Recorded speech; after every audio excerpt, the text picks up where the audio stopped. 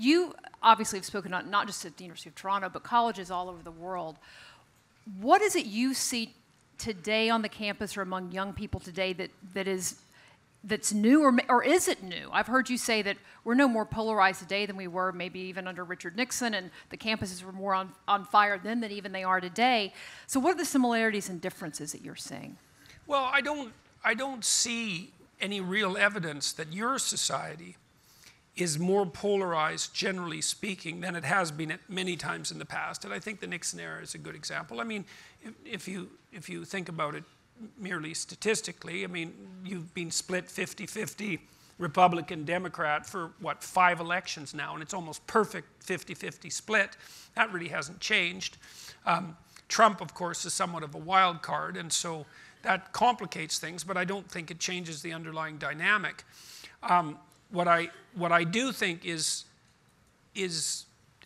arisen again, because it's made itself manifest many times in the last 100 years, is the rise of this group identity associated quasi-Marxist viewpoint with this additional toxic mixture and paradoxical mixture of postmodernism. The postmodernists are famous for being skeptical of meta-narratives. That might be a defining, that was Lyotard, I believe, who coined that, although I might be wrong. It was one of the French postmodernists.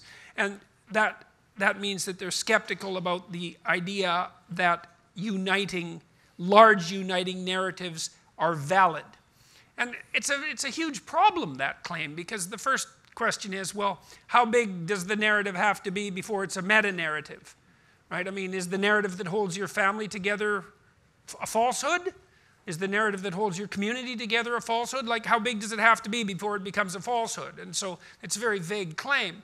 And it's a very dangerous claim in my estimation, because I believe that, and I believe the psychological research is clear on this.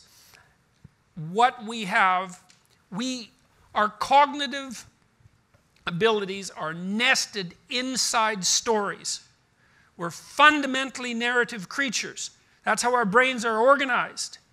And so to deny the validity of large-scale narratives is to deny the validity of the manner in which we organize our psyches.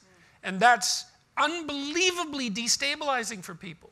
I mean, first of all, look, the simplest story in some sense is that I'm at point A and I'm going to point B. And that's not as simple a story as it might sound, because it implies that you are somewhere and that you know it, you have a representation of it, geographically, let's say, socially, psychologically, you have some sense of who you are. But more importantly, you have some sense of who you are transforming yourself into. And so that gives you a direction.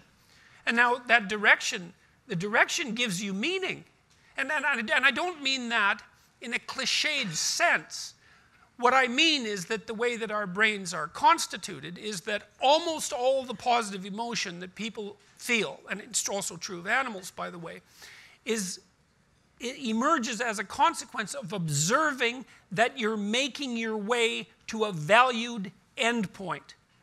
So, you think, well, what makes you happy is the attainment of something. And there is a form of reward that is associated with that. It's called consummatory reward. It's the satisfaction that you feel, say, after you have a delightful Thanksgiving meal. But that isn't the hope and the meaning that people thrive on.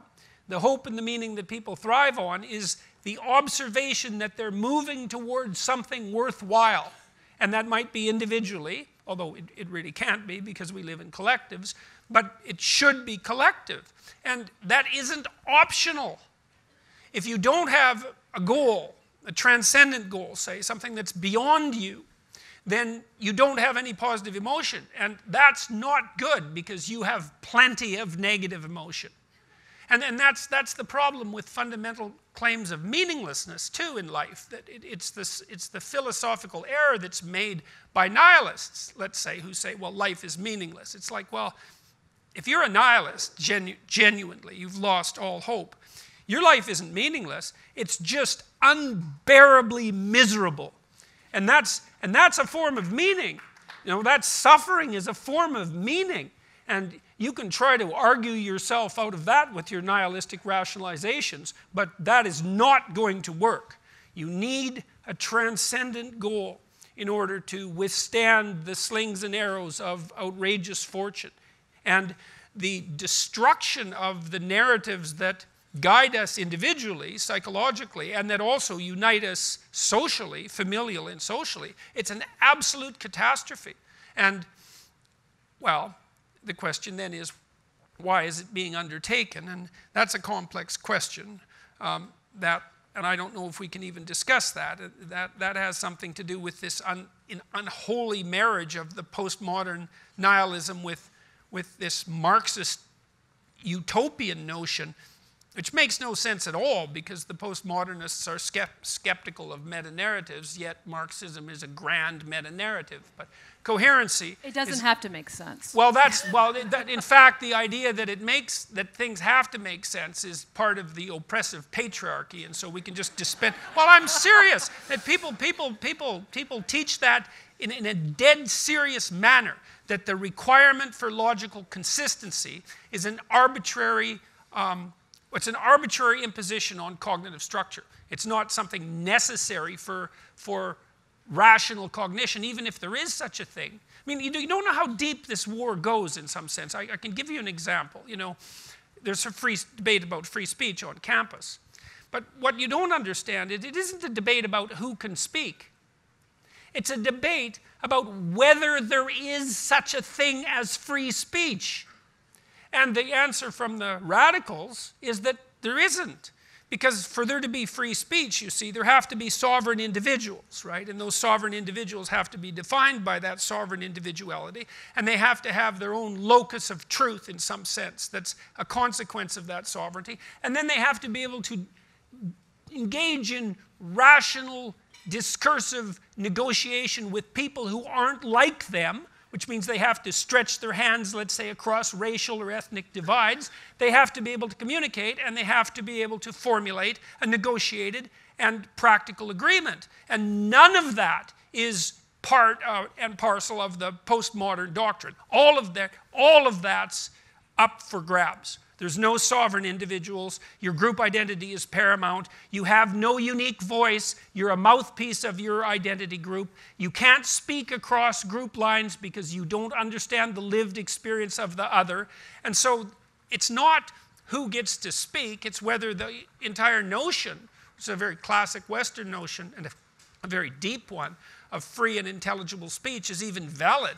I mean, this intellectual war that's going on in the universities is way deeper than a political war.